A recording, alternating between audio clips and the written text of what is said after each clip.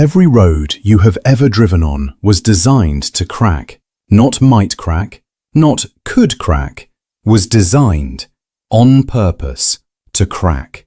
Most people see a cracked road and think neglect. They think budget cuts. They think somebody failed. But the real answer is far stranger than that. The crack was always coming. In many cases, engineers drew a line and said, "It breaks here. Not there, here." Why would an engineer design something to fail? Why spend millions of dollars building a road and then plan for it to fall apart? That question sounds absurd until you understand what a road is actually fighting every single day. A road is not just a surface, it is a layered structure. Beneath the asphalt you drive on lies a base layer of compacted crushed stone. Below that, a sub-base layer. Below that, the native soil. Each layer carries a portion of the load from above and transfers it downward. Each layer has a different stiffness, a different strength, and a different way it fails. The asphalt itself is made of two things, aggregate and bitumen. Aggregate is crushed stone and gravel, carefully graded by size. Bitumen is a thick, black petroleum product that acts as the glue. Together they form a material that is neither fully solid nor fully liquid. Bitumen is viscoelastic. At high temperatures, it softens and becomes pliable. At low temperatures, it stiffens and becomes brittle. This is not a flaw in the material. This is the property that makes it useful. But here is where the trouble starts. A material that softens in summer and stiffens in winter will expand and contract with every seasonal cycle. That movement is relentless. It accumulates year after year, and a material under constant thermal stress will eventually crack. So engineers asked a different question. Not how do we stop the cracking, but how do we control exactly where the crack goes? The answer was joints, pre-cut grooves placed into concrete road slabs at calculated intervals. These joints are engineered weak points. When thermal forces build and the slab wants to fracture, it fractures at the joint, not across a wheel path, not through the center of a lane, exactly where the engineer placed the release point. The energy goes where it is told to go. Joint spacing is not guesswork. Engineers calculate it based on slab thickness, regional temperature ranges, and the expected traffic load. In colder climates where temperature swings are severe, joints are spaced closer together. In warmer, more stable climates, they can be placed further apart. Every variable is accounted for.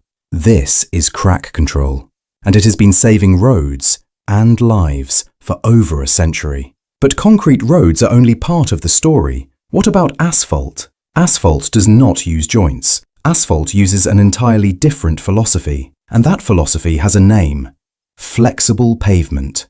The idea behind flexible pavement is that instead of resisting load, the road bends under it. A heavy truck rolls across the surface. The asphalt deflects slightly downward, absorbs the energy, distributes it through the base layers, and springs back, like a mattress under pressure rather than a plank of wood. The bending is the protection. Here is what makes that remarkable.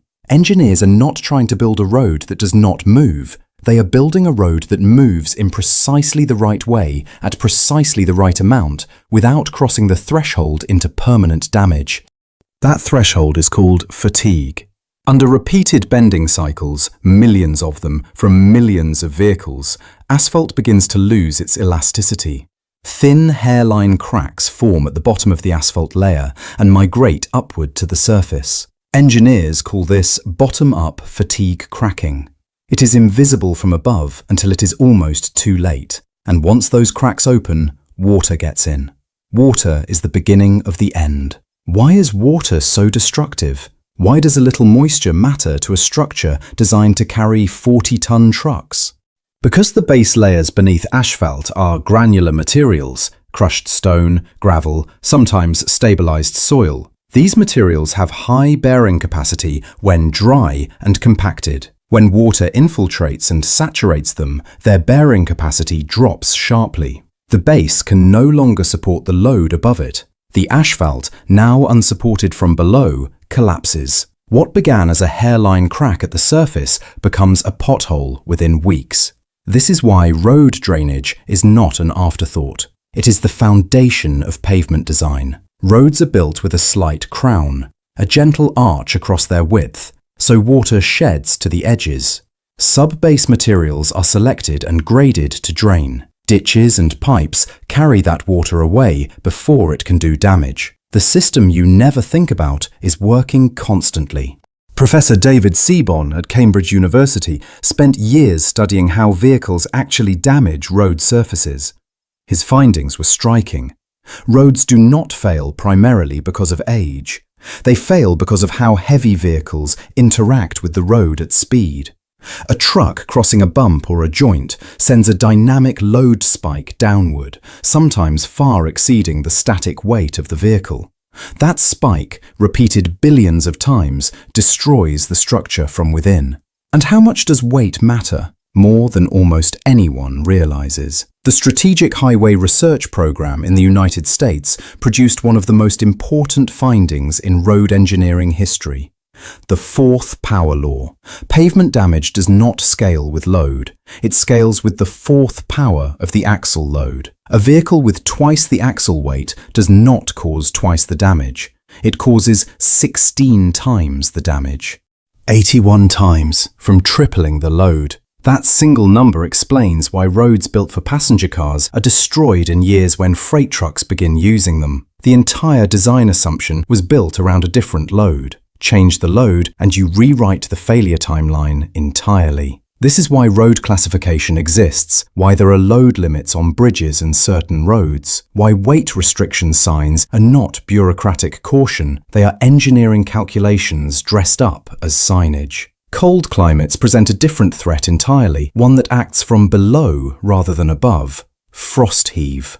When ground temperatures drop below freezing, moisture in the soil beneath the road turns to ice. Ice expands by about 9% in volume. That expansion pushes upward against the base layers, lifting the road surface. When temperatures rise and the ice melts, the support disappears and the road drops. This freeze-thaw cycle, repeated dozens of times each winter, is one of the most destructive forces in road engineering. The countermeasure is a frost-resistant base, a deep layer of free-draining granular material that removes moisture before it can freeze, thick enough that the freezing front from above never fully penetrates the subgrade soil. In northern Canada, Scandinavia and Siberia, this base layer can exceed a meter in depth. The road surface you see is a thin cap on top of a buried engineering system. Researchers at the University of California Pavement Research Center, led by Dr. John Harvey, developed what is now called mechanistic empirical pavement design. Rather than relying on rules of thumb, this method uses computational models to simulate exactly how a pavement degrades over time, accounting for traffic volume, vehicle types, axle loads, climate, and material properties. It predicts the failure. Then it designs around it. Predict the failure, then design around it. That sounds almost backward until you realize what the alternative is. A road designed without understanding its failure modes will fail unpredictably, without warning, possibly under a vehicle, possibly at the worst possible moment. A road designed with its failure modes fully understood will fail on schedule, in controlled ways, in locations that can be repaired efficiently before anything dangerous happens. This is the concept of design service life. A residential road might be designed for a 20-year life before major rehabilitation, a motorway for 40 years, an airport runway for longer still. But in every case, maintenance is factored into the design from day one. The pavement is not built to last forever. It is built to last exactly as long as needed, and to signal clearly when it is time for attention. That is not a compromise. That is precision. Building something to fail in the right way at the right time in the right place, so that everything around it keeps working. That is one of the highest expressions of engineering judgment there is. Every road eventually cracks. Now you know. That is not neglect. That is not failure. That is the plan working exactly as designed. The crack is where engineers put it. The failure is on schedule, and the road beneath your wheels right now is quietly, invisibly doing exactly what it was built to do. Thanks for watching. Like and subscribe to receive more content related to civil engineering.